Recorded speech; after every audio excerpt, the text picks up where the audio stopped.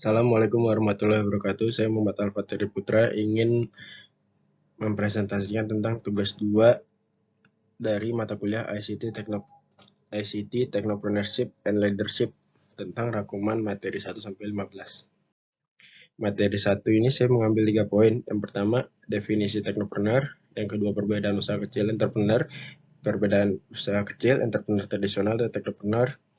Yang ketiga ada varian teknopreneur yang lain. Definisi teknopreneur.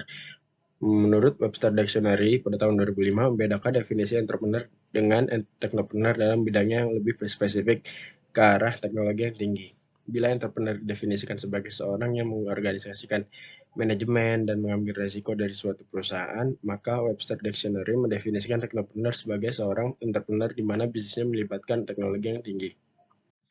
Di sini ada perbedaan usaha kecil, entrepreneur, tradisional, dan teknopreneur seperti yang ada di slide saya ini. Varian teknopreneur yang lain, yang pertama ada online marketing atau toko online, yang kedua ada affiliate atau reseller, yang ketiga ada PPC, pay per click, yang keempat ada PTR atau paid to review, yang kelima ada domain parking, yang keenam ada layanan domain dan hosting, yang ketujuh ada forex online trading, dan yang ke-8 ada programmer, yang 9 ada animator, yang 10 ada search engine optimization specialist, dan 11 web analysis specialist. Materi 2 manajemen kepemimpinan. Ada 4 poin. Yang pertama, apakah arti kepemimpinan? Yang kedua, pandangan pemimpin sejati. Yang ketiga, perilaku pemimpin. Yang keempat, tugas dan para pemimpin.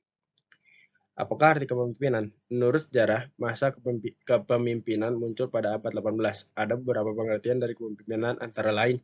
Yang pertama, menurut Wessel dan Nasrik pada tahun 1961, kepemimpinan adalah pengaruh antar pribadi dalam situasi tertentu dan langsung melalui proses komunikasi untuk mencapai satu atau beberapa tujuan tertentu.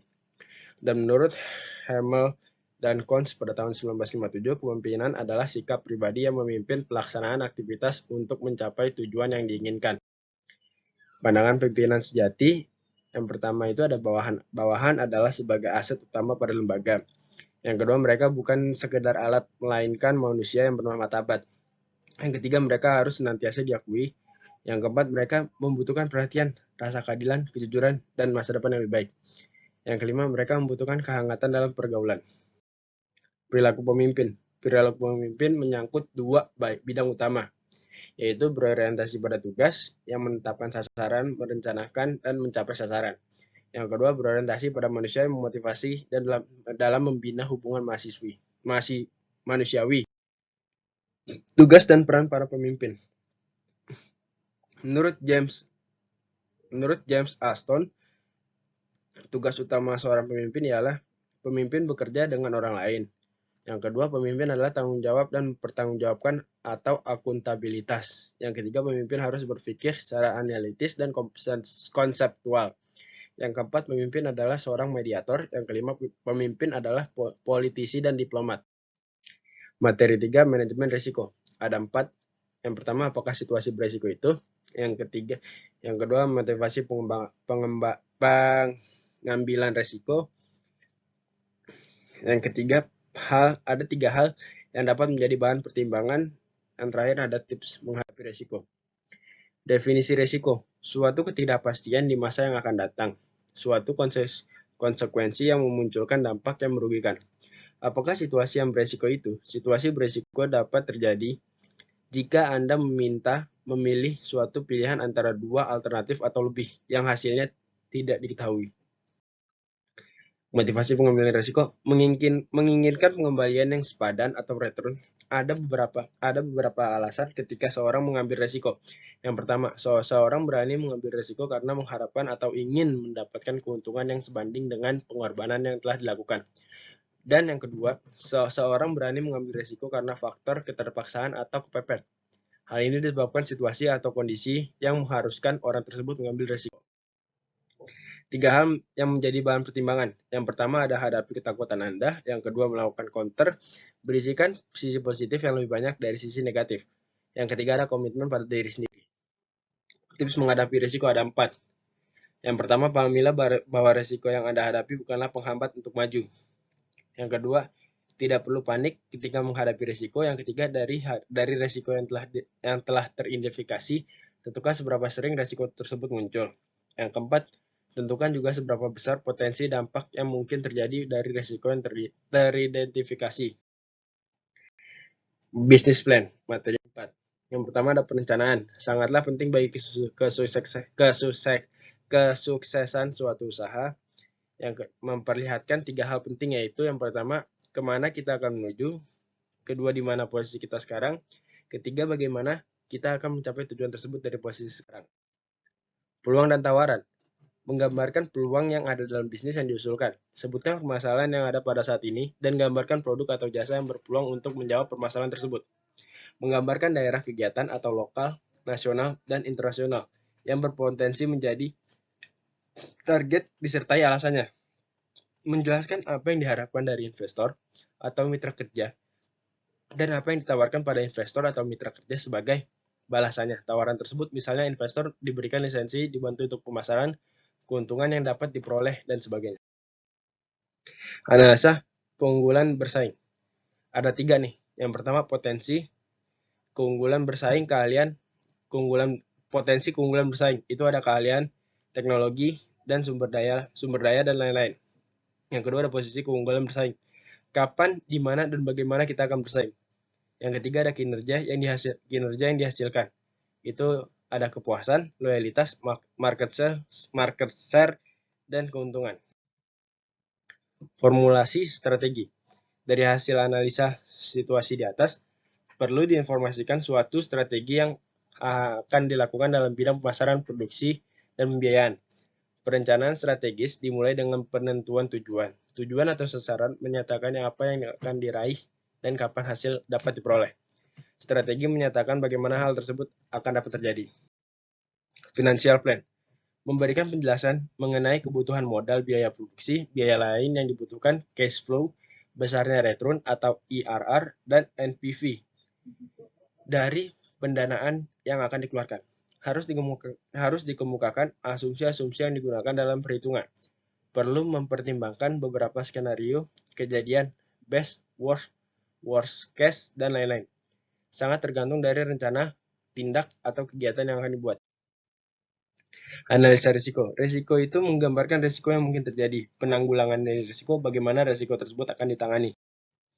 Action plan atau rencana tindakan menggambarkan secara sistematis kegiatan atau usaha yang harus dilakukan. Harus diperhitungkan kebutuhan-kebutuhan yang perlu dipenuhi, yaitu teknologi, personel, research, external, required to be purchased outside company, apa saja isu-isu yang harus diselesaikan. Ide bisnis dan prinsip bisnis. Definisi bisnis menurut Baringer dan Ireland pada tahun 2010 dijelaskan bahwa setiap bisnis berasal dari sebuah ide. Ide bisnis biasanya sangat singkat dengan penjelasan secara rinci bagaimana bisnis tersebut dapat berjalan. 4 poin mengembangkan ide. Yang pertama ada produk atau jasa yang akan dijual, yang akan dijual. Yang kedua, kepada siapa produk atau jasa akan dijual. Yang ketiga, bagaimana produk atau jasa dijual. Yang keempat, kebutuhan pelanggan mana yang dapat dipenuhi. Menciptakan ide bisnis. Menurut Baringer dan Ireland, pada tahun 2010 terdapat beberapa cara untuk memancing atau menciptakan suatu ide bisnis yang handal. Yang pertama ada brainstorming, yang kedua focus group, yang ketiga perpustakaan dan internet, yang keempat customer advisory board. Menguji ide bisnis. Menguji ide bisnis salah satu ada metode SWOT, analisis SWOT, yang strategis yang akan digunakan untuk mengevaluasi kekuatan atau strength, kelemahan atau weakness, peluang atau opportunities, dan ancaman atau threats. Strength, hal-hal yang mempunyai pengaruh positif terhadap bisnis. Weakness, hal-hal yang tidak terlalu bagus dalam bisnis Anda. Opportunity, hal yang ada di masyarakat sekitar yang mempunyai pengaruh positif terhadap bisnis Anda. Threats, hal yang ada di masyarakat sekitar yang mempunyai pengaruh negatif terhadap bisnis Anda. Materi 6, studi kelayakan usaha. Definisi studi kelayakan bisnis. Studi kelayakan bisnis merupakan proses yang menentukan apakah ide bisnis entrepreneur dapat menjadi bisnis yang sukses. Tujuannya untuk menentukan apakah suatu ide bisnis layak direalisasikan. Aspek yang dikaji dalam studi kelayakan bisnis. Ada 6. Yang pertama ada aspek pasar dan pemasaran, yang kedua ada aspek teknis dan produksi, yang ketiga ada aspek manajemen, yang keempat aspek keuangan, yang kelima aspek hukum dan perizinan, yang keenam ada aspek lingkungan. Mengenali kondisi pasar, ada 3 struktur pasar yang bisa dikelompokkan. Yang pertama ada pasar pesaing sempurna, yang kedua ada pasar pesaing monopolitik, yang ketiga ada pasar oligopoli. Mengenal penawaran produk. Untuk mengetahuinya, kita perlu menganalisa beberapa hal tersebut. Antara lain, yang pertama ada segmentasi pasar atau market segmentation, yang kedua ada pasar sasaran atau market targeting, yang ketiga ada posisi pasar atau market positioning. Materi 9, analisa model bisnis. Yang pertama komponen bisnis, ada 9 poin komponen bisnis. Yang pertama ada customer segment, yang kedua ada value proposition, yang ketiga ada channel, yang keempat ada customer relationship, yang kelima ada revenue stream, yang keenam ada key research, yang ketujuh ada key activity, yang kedelapan ada key partnership, yang kesembilan ada cost structure. Cara membuat bisnis model canvas ada 5 poin. Yang pertama ada resource driven, yang kedua ada offer driven, yang ketiga ada customer driven, yang keempat ada finance driven, yang kelima multiple epicenter driven. Manfaat bisnis model canvas ada 5. Yang pertama ada visual thinking, yang kedua dapat dengan cepat melihat kaitan dari 9 poin komponen bisnis. Yang ketiga, tim dapat menyampaikan ide pikirannya dengan ringkas. Yang keempat, membantu penguji konsistensi hubungan antar komponen. Yang kelima, bentuk visual dan bisnis model canvas memudahkan startup untuk membagi bisnisnya dengan mitra kerja. Materi 10, sistematika penulisan bisnis plan. Bisnis plan yang baik harus memenuhi beberapa kriteria berikut. Yang pertama ada konten bisnis plan. Itu ada informasinya lebih jelas dan ringkas, ada gunanya. Gunakan kalimat yang sederhana, ide yang ditampilkan jelas dan berhubungan, hindari penggunaan bahasa yang sulit dimengerti, menulis bisnis plan dengan ejaan yang benar. Menarik dan eksekutif. Kertasnya berkualitas. Desain sampul dan halaman menarik, tulisannya rapi, terdapat gambar-gambar yang dapat memperjelas bisnis plan. Struktur bisnis plan itu ada 13. Yang pertama ada halaman judul, yang kedua executive summary, yang ketiga ada industri analisis, yang keempat company description, yang kelima ada management team and company structure, yang keenam ada business model, yang ketujuh ada market analysis, yang kedelapan adalah the economic of business, yang kesembilan ada marketing plan, yang ke-10 ada design and development plan, yang ke-11 operational plan, yang ke-12 overall schedule, yang ke-13 ada financial projection. Materi 11 dan 12 manajemen pemasaran dan operasional bisnis. Definisi pemasaran sebagai budaya yang merupakan sebuah konsep tentang penerapan nilai-nilai pemasaran dalam sebuah budaya perusahaan di mana agar karyawan dalam pemimpin saling menjual atau karyanya sebagai manifestasi aktivitas pekerjaan rutin yang dijalani. Pemasaran sebagai strategik merupakan suatu kegiatan pemasaran yang diorientasikan pada STP atau segmentation, targeting, atau positioning. 4 poin konsep itu ada 1 konsepnya produk, itu product features atau benefit, brand, packing, dan support service. Yang kedua ada promotion, itu ada publicity, advertising, point of sales display, sales promotion, field sales, dan merchandising. Yang ketiga ada price, retail pricing, team margins, trade incentive. Yang keempat ada place, shop window, selling agencies, physical distribution. Operasional business. Dalam proses pengambilan keputusan, manajer produksi membutuhkan data dari aliran input ke output yang sering disebut informasi ke depan atau feed forward information, serta data atau laporan tentang output atau proses ke input yang sering disebut informasi balik atau feedback information. Materi 13, manajemen sumber daya. Proses penerimaan tenaga kerja. Itu ada kesepakatan antara tenaga kerja dan perusahaan lebih baik melakukan pernyataan secara tertulis dalam kontrak kerja. Dalam kontrak kerja, karyawan dapat mengetahui syarat-syarat kerja, hak dan kewajiban bagi pekerja, dan pemberi kerja yang sesuai dengan Undang-Undang Ketenagakerjaan yang berlaku di Indonesia. Prinsip pengelolaan karyawan, ada 6 prinsip. Yang pertama ada cocokkan karyawan dengan pekerjaan. Yang kedua ada definisikan tanggung jawab karyawan secara jelas. 3. Tetapkan standar prestasi. 4. Komunikasi dan keterlibatan karyawan. 5. Mengadakan pendidikan dan latihan. 6. Penghargaan atas prestasi kerja. Hak dan kewajiban tenaga kerja. Menjadi kewajiban tenaga kerja, yang pertama jam kerja yang ditentukan, jenis pekerjaan yang ditawarkan, aturan-aturan perusahaan.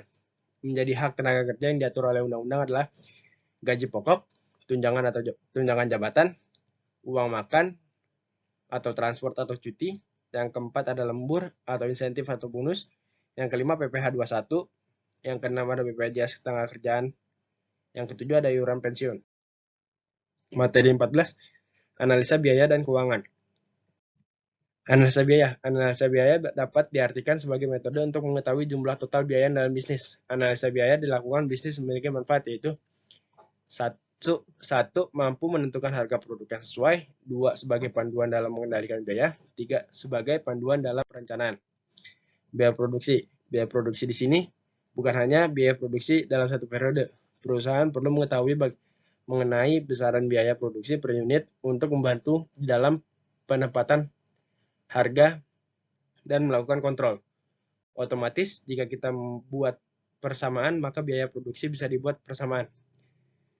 Biaya bahan baku langsung ditambah biaya bahan kerja langsung tambah biaya overhead pabrik sama dengan biaya produksi. Pengelolaan keuangan. Untuk membuat perencanaan profit, maka diperlukan oleh bisnis adalah menghitung perencanaan penjualan atau pendapatan. Pada perencanaan penjualan ini berapa pengambilan keputusan harus diambil, yaitu berapakah harga yang ditetapkan dan berapakah jumlah barang yang terjual. Pada perencanaan biaya, maka perusahaan perlu mengidentifikasi biaya berikut ini: biaya bahan baku langsung, biaya tenaga kerja langsung, biaya overhead pabrik, biaya lain-lain, dan menghitung selisih antara perencanaan penjual dan pembelian biaya. Materi 15, pola pengembangan kewirausahaan ITS. Tahap pemantapan pembinaan technopreneurship. Ada beberapa aktivitas pembinaan yang dilakukan dalam tahapan pemantapan kemampuan kewirausahaan, yaitu 1. Program wirausaha mahasiswa. Yang kedua, program kreativitas mahasiswa kewirausahaan. Yang ketiga ada pasar minggu pagi. Yang keempat ada UKM WET. Yang kelima ada koperasi mahasiswa. Yang keenam bisnis mahasiswa. Tahap pengembangan pembinaan technopreneurship. Ada inkubator ITS. Inkubator ITS itu adalah lembaga di bawah Badan Kerjasama Inovasi dan Bisnis Ventura atau BKIBV yang mengumpulkan para pengusaha pemula dari ITS. Yang kedua ada proses pembinaan dalam inkubator ini dilakukan di luar P2KM ITS. Sasaran inkubator ini adalah mahasiswa tingkat akhir semester 8 atau alumni ITS yang memiliki bisnis.